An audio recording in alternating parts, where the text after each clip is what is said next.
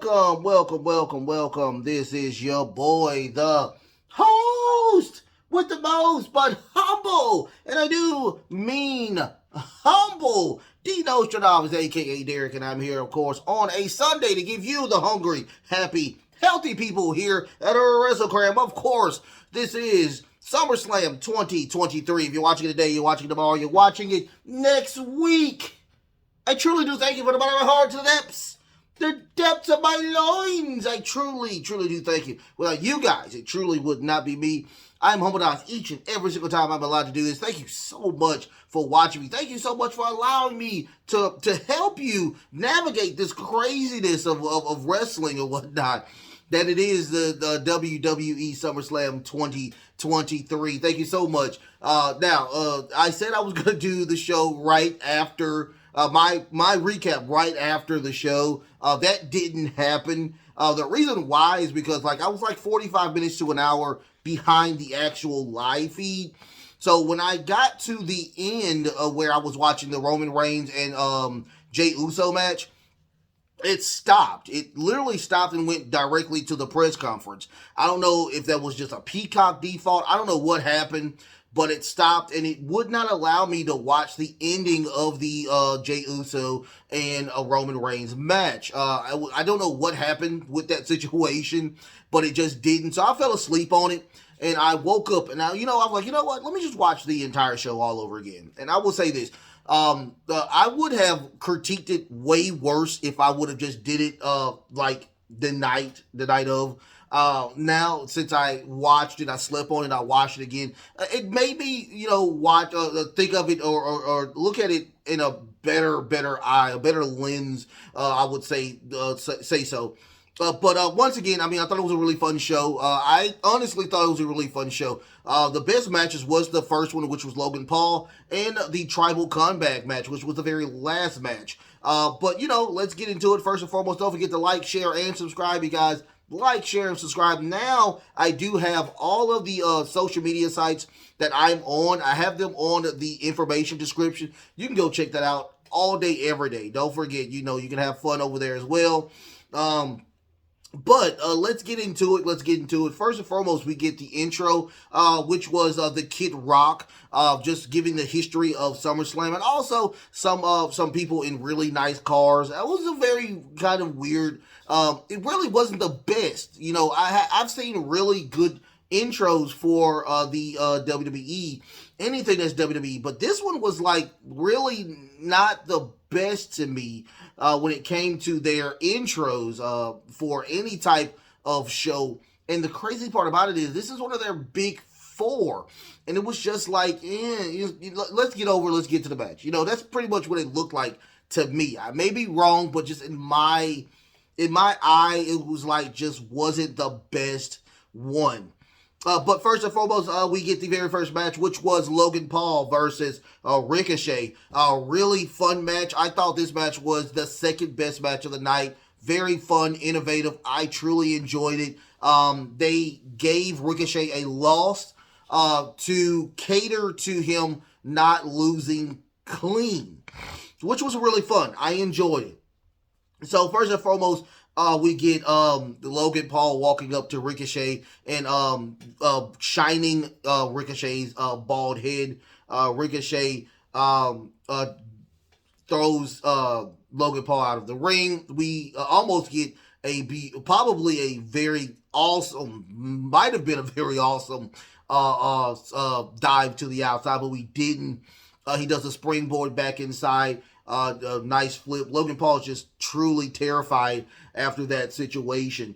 Logan Paul starts with tons of moves, lots of spots, destroying Ricochet. The momentum was completely on Ricochet after this situation. After that, we get a top neck breaker by Ricochet. Crazy spot. Wasn't a big fan of that, but it ended up, second time watching it, it was okay. After that, we get a crazy springboard frog splash. It was a beautiful springboard frog splash by Logan Paul. Then we get a attempted 450 frog splash by by Ricochet. That did not happen. We get the one lucky punch. But on top of that one lucky punch, we get brass knuckles knocking Ricochet out cold. It looked it so good. Like Ricochet dropped like a bag of potatoes. It looked it that good. Giving the opportunity for Logan Paul to pin and win the match.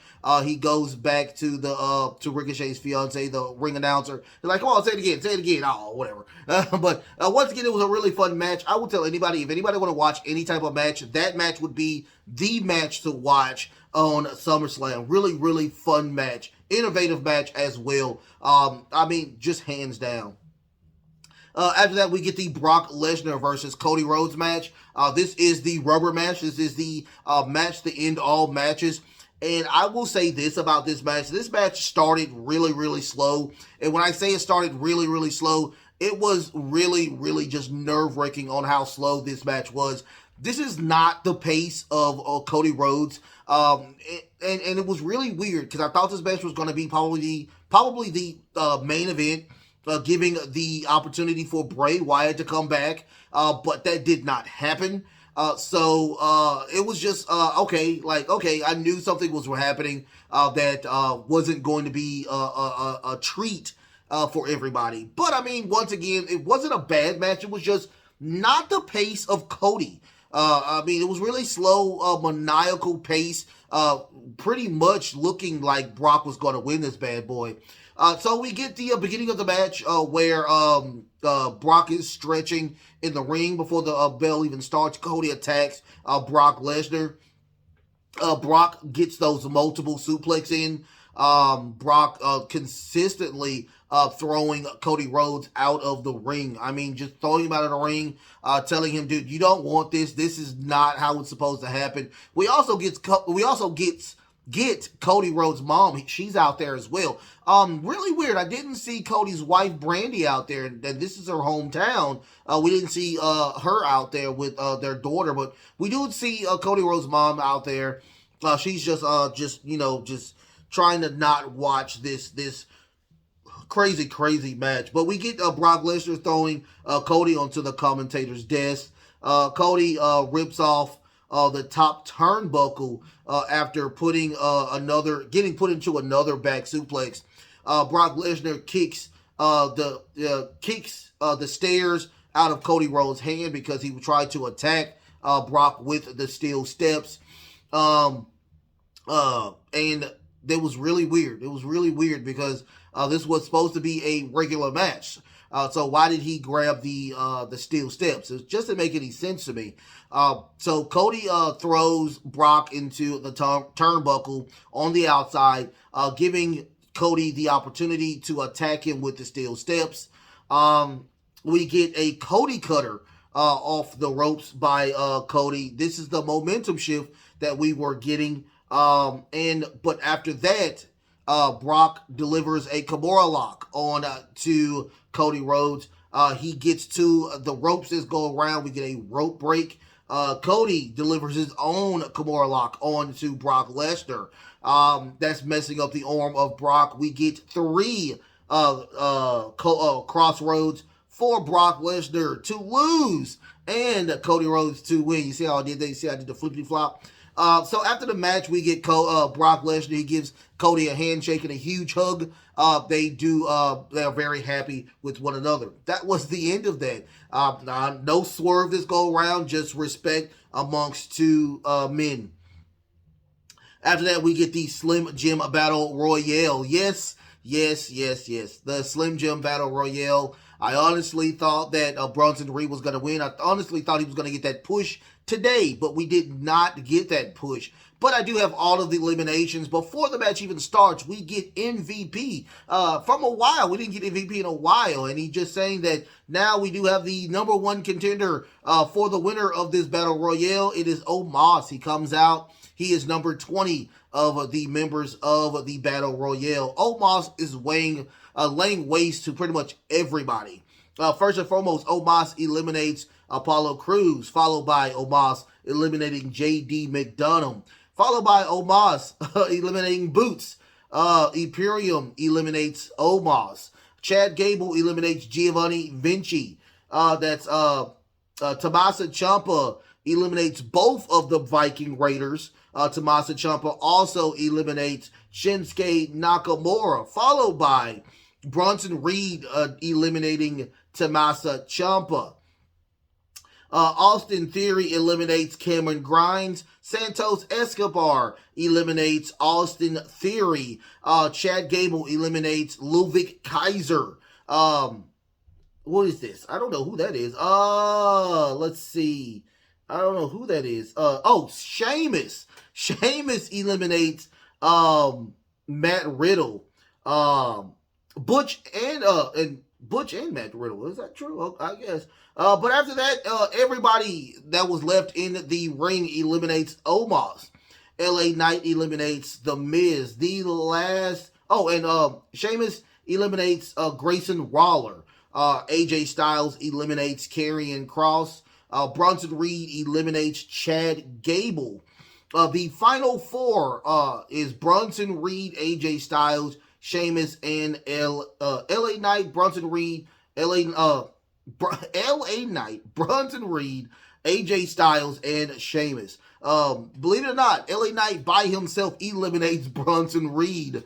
Sheamus eliminates AJ Styles, which leaves LA Knight and Sheamus to get a pretty decent ending. We get the LA Knight People's Elbow, and followed by that for LA Knight to eliminate Sheamus. LA Knight is the Slim Jim Battle Royale winner. Congratulations to LA Knight. Yeah. After that, we get the Ronda Rousey versus Shayna Baszler in the MMA rules match. I honestly thought this was going to be a stinker. I thought it was going to be just, where concessions, go get your concessions this go around. But believe it or not, this was a pretty decent match. I really enjoyed the story that they gave onto this match. It starts off with Ronda Rousey with a knee to the face, a really bad knee to the face. You can see the blood just pouring out of her face after this knee. I mean, and she's trying to wipe it off, and she has blood all on the, Shayna Baszler has blood on the side of her face. You can see that she got busted open pretty good.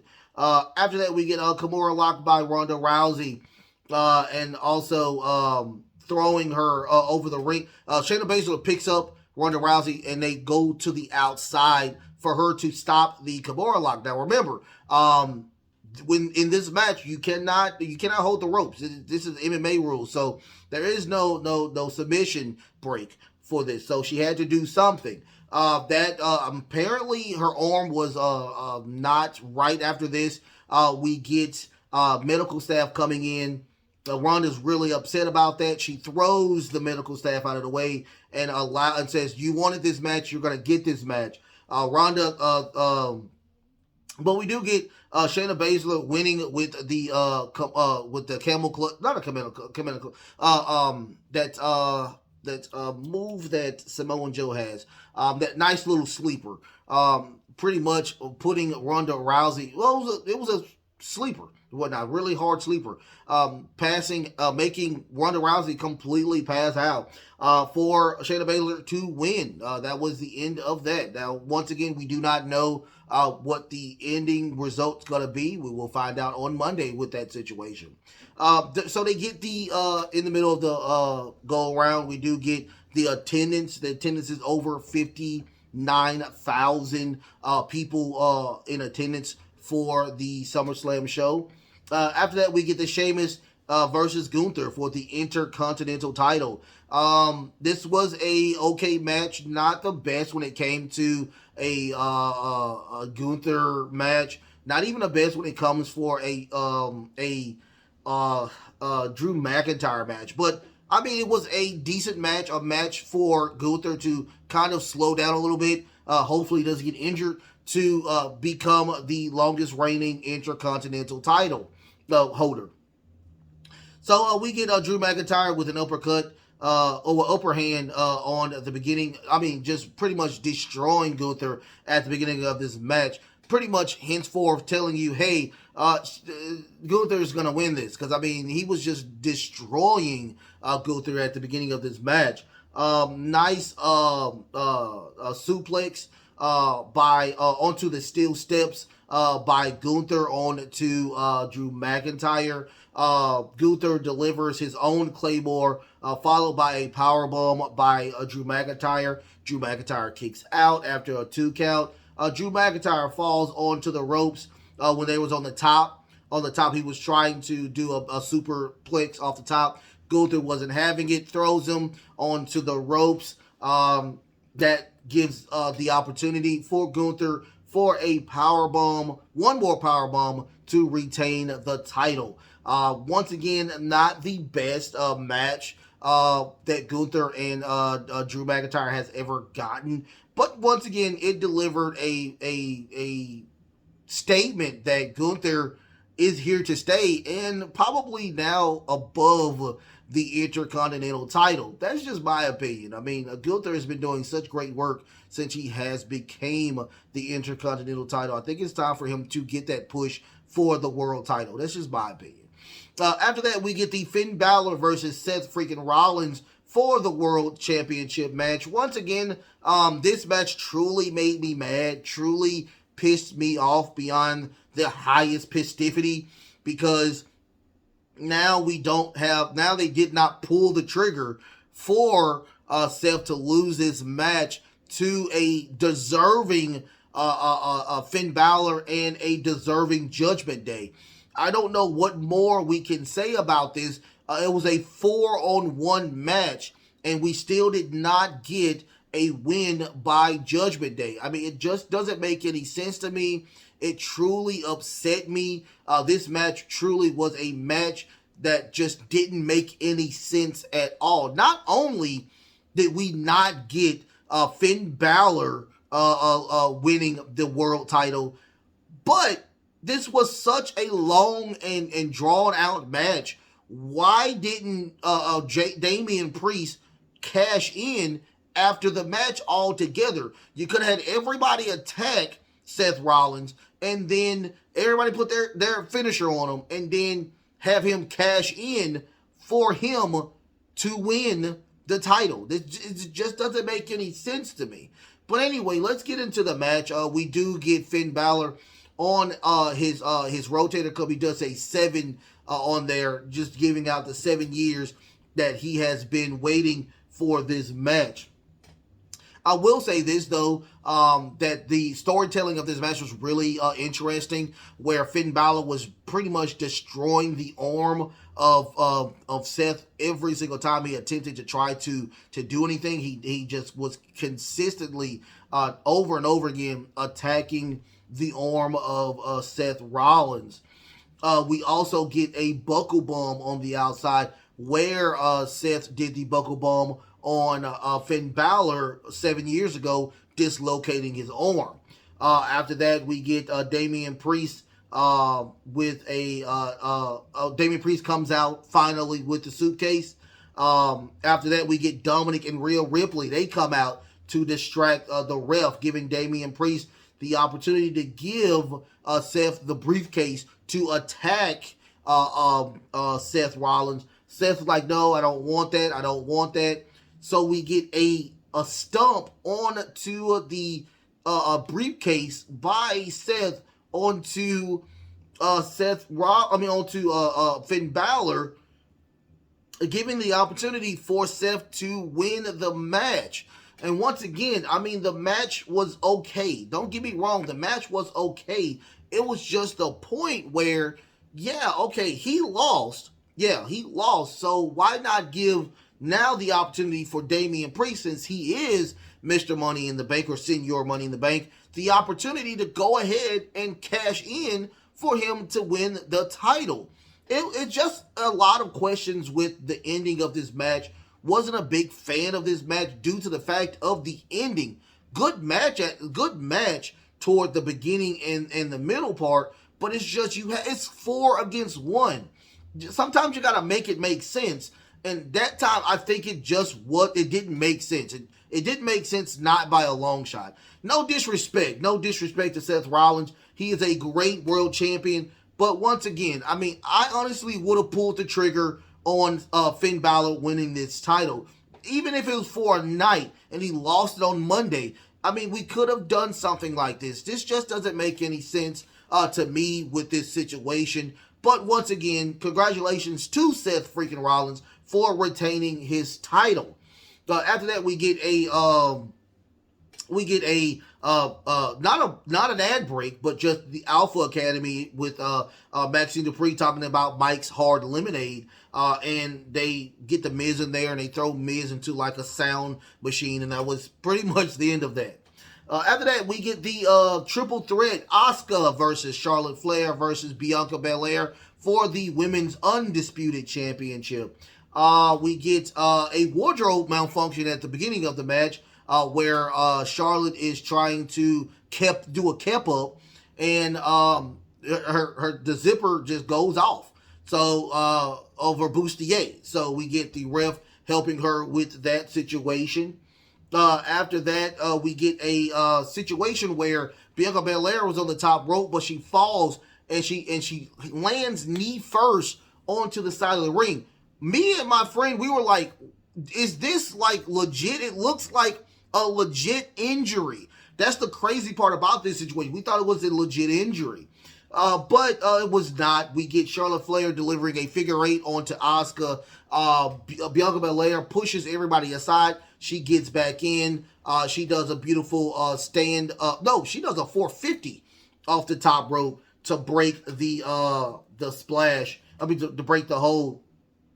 Followed by that, we get Charlotte Flair delivering another figure eight to Bianca Belair, working the knee that was already injured. Asuka comes in with the spray of the mist, distracting Charlotte Flair and giving Asuka the opportunity to do that beautiful kick on to Bianca Belair. Bianca Belair ducks. We get a nice little schoolboy, and Bianca Belair wins the match with a messed up knee. Everybody's happy, but we do get Io Sky's music. She comes out with Bayley with the Money in the Bank briefcase. She attacks Charlotte. She also attacks Asuka as well, giving the opportunity for them to get into ring and attack Bianca Belair. Io Sky attacks the knee, the knee that's been destroyed the entire go-around with the briefcase. She cashes in. We get a beautiful moonsault for her to now be the number one person over there in SmackDown, finally getting the title. So she is now the new women's undisputed champion over there in SmackDown. It was really, really great. I mean, a great pop for Io Sky. Can't wait to see what happens with this. Now, does this turn Bianca Belair heel? We'll find out. We'll find out. But spectacular match. Spectacular match. I enjoyed the match. I enjoyed that match as well. I really did. It was a really fun match. Other than all of the botches as well. Because it was a botch where Charlotte does that, she does that beautiful moonsault on the outside. She didn't connect with anybody. I mean, it was she was supposed to hit Bianca Belair. She did not even touch Bianca Belair, and Bianca Belair falls. It was a bad, and to me, I think it wasn't their fault. I think it was the camera angle fault, because the camera showed them like not even touching one another. It was just very weird to me. But once again, it was a very fun match. After that, we get a very long video package of Liv Morgan and how successful she was, but it didn't say like coming back soon or anything. It was just a long Liv Morgan video package. It came out of nowhere. Like, it really did. It was like, I'm not. So the only thing I can think of is that they were just trying to clean up for the main event, which was Roman Reigns and Jey Uso Tribal Combat.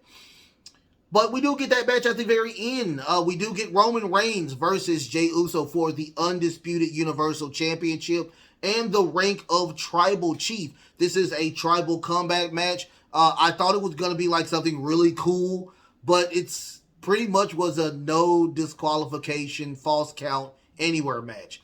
That's pretty much what it was. I mean, it was nothing really to really go home by. I mean, but but I will say this. This was the best match of the night, you guys. All the gimmicks, all the shenanigans, all of the interruptions, everything. This was the match of the night. If you want to watch any freaking match, it would be this match right here, you guys. So we get a situation where Jay actually gets the upper hand at the beginning of the match, and he clotheslines Roman outside the ring. And I don't know if they didn't know what was going on, but Roman didn't know that Jay was going to do a suicide dive out of there. And thank goodness somebody got injured behind that, but it just looked like Roman didn't know that was going to happen. So they finally get back on a court where Jay puts the steel steps on the outside, also sets up a a table for Roman Reigns, and that's where Jay and Paul Heyman get into it. They start talking. He's like, dude, this is your cousin. This is your cousin. What's going on? It's like, dude, don't look crap he did to me, dude. You better get out of my face. But anyway, we get Roman consistently attacking Jay with a kendo stick. And this is where I think things got kind of grimy. Not grimy, but I mean, it was kind of real. I think the kendo stick, because the kendo stick retracts. It's cut into different sides. So when you hit, it's supposed to eat into your skin. And I think that what happened was Jay finger right here got caught with the kendo stick, and it's a huge cut in the middle part right here. And that's why he's kind of doing this a lot if you look at the match. And then you finally see it when he turns and he sees the gash right here, and it looked very nasty. So we get where Jay does a very beautiful super kick, followed by the Uso splash. We get a 2 count on that. Jay also throws a number of steel chairs into the ring, building like just a pool of tons of chairs. Jay attempts a superplex off the top rope. That doesn't happen. Roman does a beautiful power bomb onto Jay Uso. We get a 2 count on that. We get a Samoan drop. That chair that they set up on the outside. The table that they set up on the outside. Jay does deliver a beautiful Samoan drop off on the side of the ring onto the outside onto the chair. It was really beautiful. Also, Jay grabs a strap and wraps the crap out of Roman Reigns. I don't know if it was the strap that bust the arm open of Roman, or was it the table that did it. But I mean, now you have a cut on the side of Roman Reigns. I don't think Roman knew that he had a cut right there. So we had security try to separate everybody from not touching Roman because he does have a cut right here. So they go into the crowd. We get Solo Sikoa. He finally comes out of nowhere, does a spinning solo onto a chair. I keep saying chair. Table, knocking him out. So they drag Jay back into the ring, where we get another spinning solo by Solo Sikoa. And they tried to do that nice little tag team move with the spike followed by the spear. Jay gets out of the way. Roman does a spear on Solo Sikoa, followed by them trying to after that, I'm sorry. I got notes all over the place. So after that, we get Roman. Roman does the spear. We get a spear by Jay. I'm sorry. We get a spear by Jay after they try to attempt to do that nice little move. We get a 2 count. Jay delivers a chair shot on both Roman and Solo. I mean, he is literally defending himself by 2 people and whatnot. He tried. But that gives the opportunity for now. We have talking back and forth between Roman and Solo. And I don't know what the situation was, but it seemed like Solo was frustrated because he didn't know the actual commands of what Roman was trying to say. So we get another spear on into the outside, breaking the timekeeper's area out, knocking Roman completely out this go around. So we get now where it's Solo versus Jay. Jay now, Solo trying to attack, doing a spinning Solo off of putting him into the commentator's desk. That didn't happen. We get a super kick. He throws Solo onto the commentator's desk, giving the opportunity for Jay to do a Uso splash off the barricade onto the commentator's desk, eliminating now Solo out of the match. Now it's just one-on-one again between Jay and Roman. Roman attempts another spear, does not happen. We get another splash by Jay. We get a 1-2, but a mysterious person grabs the leg of Jay, throwing him out of the ring. We get a reveal. It is Jimmy. It is the older brother, the older twin, and Jay is like, I'm so confused right now. I am so confused right now. But we get a super kick by Jimmy. Jimmy throwing him back into the ring. And then we get another spear by Roman onto the table that was set up in the ring. 1, 2, 3. And the Tribal Chief retains the title and the rank of Tribal Chief. That was the end of that. Once again, that was my match of the night. All the shenanigans, all the gimmicks, everything that happened with that situation, I do say that is pretty much the match of the night. I mean, I can't wait to see what happens now. Now we have Payback, so I guarantee it's going to be Jay versus Jimmy. It looks very interesting. Hopefully Roman is not there. Roman doesn't need to wrestle anymore for a while. But now it does put into our brains that is Jimmy truly going to face Roman again at WrestleMania? That's going to be the thing that I really want to see and I want to understand, because now we do have about 7 months. We have about 7 or 8 months left, or is it about 6? It's about 6 months left for WrestleMania, and you do have the situation with Cody Rhodes trying to finish the story, of course, but Jay now has an unfinished story as well. Also, don't forget about Sami Zayn as well. I think Sami still has a big part in this situation as well. So, I mean, it's just a lot of moving parts with this Bloodline story, and it's just getting better and better every single time we see these epic matches with the Tribal Chief. He is the needle mover. He is always in God mode. I truly think that Roman Reigns is that guy. I just do. He's just really, really good. So, and once again, the entire card was really good.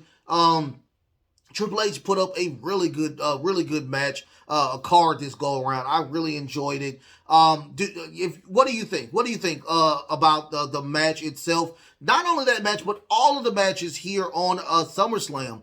Don't forget to like, share, and subscribe. You guys like, share, and subscribe.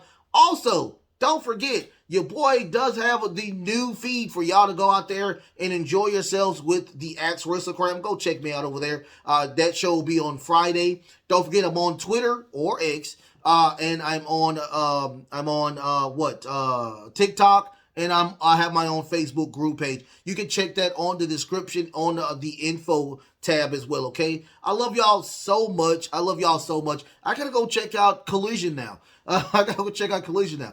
But don't forget to go check me out or whatnot. I love y'all so much. I really do. Until next time, love, peace, and of course, wrestling.